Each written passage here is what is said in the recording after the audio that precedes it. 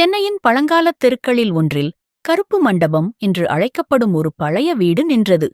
அந்த வீடு நூற்றாண்டுகளுக்கு முன்பு கட்டப்பட்டது. அதன் சுவர்கள் கருப்பு பூஞ்சணத்தால் மூடப்பட்டு இரவுகளில் அச்சுறுத்தும் உருவம் கொண்டிருந்தன. வீட்டின் முன்பு ஒரு பெரிய பனை மரம் இருந்தது. அதன் இலைகள் காற்றில் சலசலத்து இரவின் அமைதியை கலைத்து ஏதோ மறைவான குரல்களை எழுப்பும். அந்த வீட்டில் தனியாக வாழ்ந்தவர் ராமு. அவர் ஒரு ஓய்வு பெற்ற காவல்துறை அதிகாரி. அவரது மனைவி மாலதி 10 ஆண்டுகளுக்கு முன்பு அந்த வீட்டில் தனியாக இறந்துவிட்டார். ராமு இரவுகளில் கதவுகளை இறுக்கமாக பூட்டி விளக்குகளை எரியவிட்டு தனது பழைய ரேடியோவில் செய்திகளைக் கேட்பது வழக்கம். ஆனால் அந்த இரவுகள் எப்போதும் அமைதியானவை அல்ல. மழை வரும்போது வீடு உயிர்ப்புடன் தோன்றும். அக்டோபர் மாதம், சென்னையின் மழைக்காலம். அந்த ஆண்டு மழை வழக்கத்தை விட கடுமையாக இருந்தது.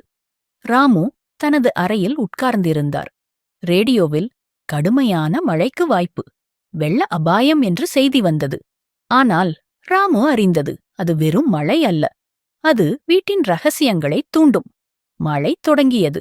துளிகள் கண்ணாடியில் தட்டி ஏதோ குரலைப் போல் ஒலித்தன. ராமு தனது மனைவியின் பழைய பெட்டியைத் திறந்தார். உள்ளே அவளது புகைப்படம். மாலதி சிரித்துக்கொண்டு நின்றிருந்தாள். ஆனால் படத்தின் பின்னணியில் ஒரு கருப்பு நிழல், ஏதோ ஒரு உருவம், கண்கள் இல்லாதது. ராமு அதை பார்த்து நடுங்கினார். இது என்ன என்று தனக்குத்தானே முணுமுணுத்தார். திடீரென ஒரு குரல், மென்மையானது ஆனால் ஆழமானது.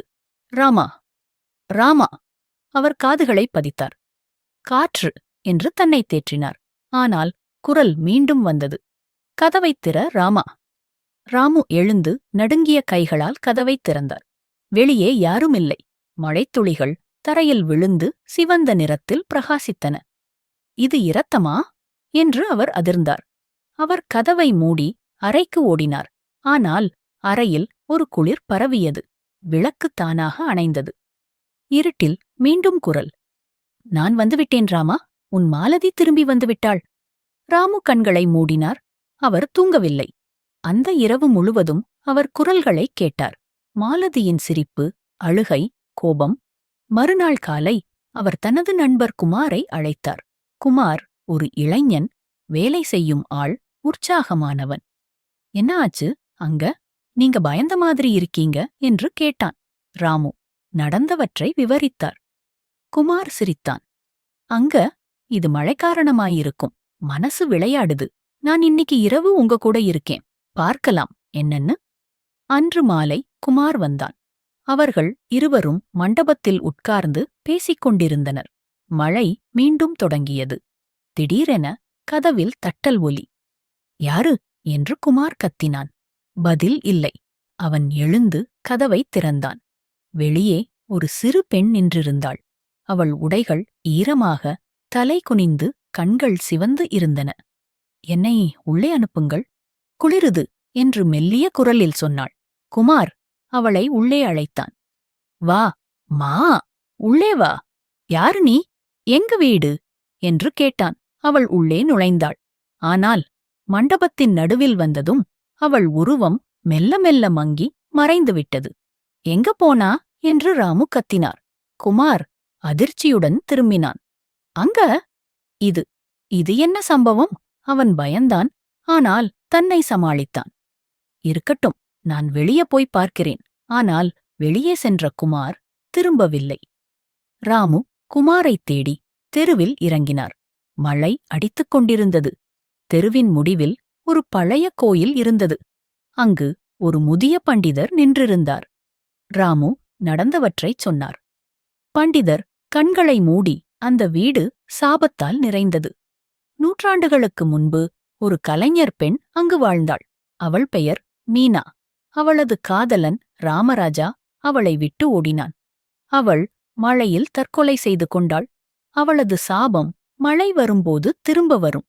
அவள் தன் இறப்புக்கான காரணத்தை தேடுகிறாள். உன் மனைவியின் இறப்பு இதனுடன் தொடர்புடையது போல் தோன்றுகிறது. ராமு அதிர்ந்தார். என் பெயர் ராமு. ராமராஜாவுடன் தொடர்பா? பண்டிதர். ஆமாம், உன் குடும்பம், அவன் வம்சம். சாபத்தை உடைக்க அவளது ரகசியத்தைக் கண்டுபிடி. அவர் ஒரு பழைய நூலை அளித்தார். இதில் வீட்டின் வரலாறு இருக்கு. ராமு வீட்டுக்குத் திரும்பினார். அவர் நூலை படித்தார். அதில் மீனாவின் கதை விரிவாக இருந்தது.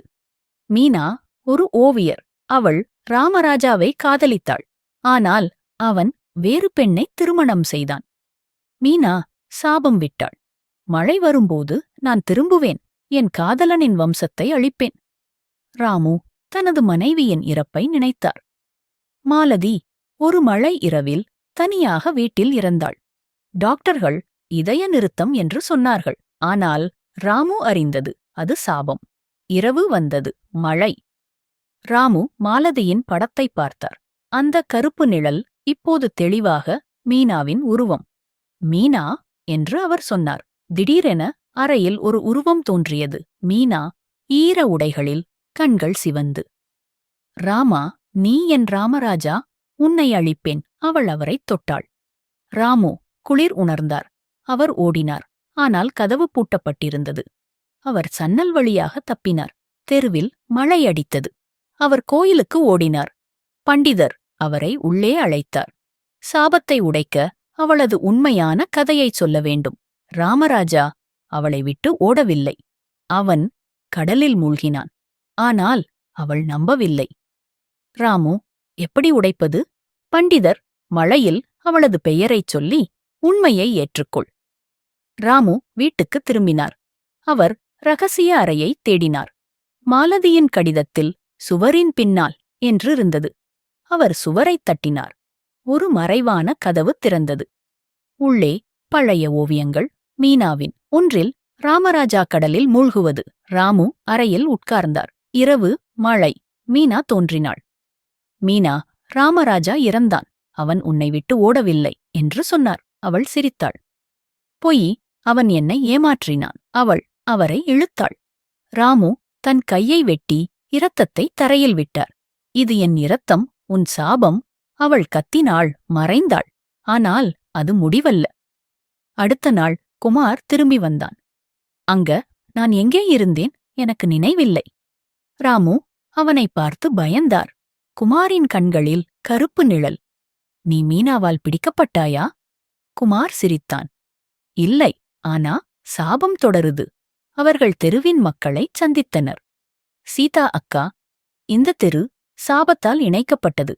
எங்கம்மா ஒரு இரவு ஒரு பையனை உள்ளே அனுப்பினா. அவன் சாபத்தின் பகுதி. ராமு அனைத்து ரகசியங்களையும் தொகுத்தார். பல பெயர்கள்: லட்சுமி, கோபால், சரஸ்வதி, ராஜு, விஜய். ஒவ்வொருவரும் ஒரு ஆவியுடன் தொடர்புடையவர்கள். மழை தொடர்ந்தது. ராமு தெருமக்களை கூட்டினார். அவர்கள் வீட்டில் கூடினர். ஒவ்வொரு பெயரையும் சொன்னார்கள். ஆவிகள் தோன்றி மறைந்தன. ஆனால் இறுதியில் ஒரு பெரிய உருவம், மீனாவின் தாய்போல். நான் முதல் சாபம். உங்கள் இரத்தம் என்னுடையது. அவள் அனைவரையும் தாக்கினாள். ராமு தன் இரத்தத்தால் மந்திரம் செய்தார். அவள் மறைந்தாள். ஆனால் வீடு நடுங்கியது. கருப்பு நிழல்கள் சுவர்களில் பரவின. ராமு இது முடியவில்லை என்று உணர்ந்தார். அடுத்த வாரங்கள் ராமு கனவுகளில் ஆவிகளைப் பார்த்தார். ஒரு குழந்தை பச்சை கண்களுடன், நான் உன் மகன் ராமேஷ், ஆனா சாபம் நான். ராமு தனது மகன் இறந்த கதையை நினைத்தார். ராமேஷ் குழந்தையாக மழையில் இறந்தான். நீ சாபத்தால் இறந்தாயா என்று கேட்டார். குழந்தை சிரித்தது. ஆமாம், இப்போ நான் திரும்பி வந்தேன். ராமு பண்டிதரைச் சந்தித்தார். சாபம் சுழற்சி. ஒன்றை உடைத்தால் புதியது பிறக்கும். ராமு தனது குடும்ப வரலாற்றைத் தேடினார். அவர் தந்தை வீட்டை நட்புக்காக வாங்கினார்.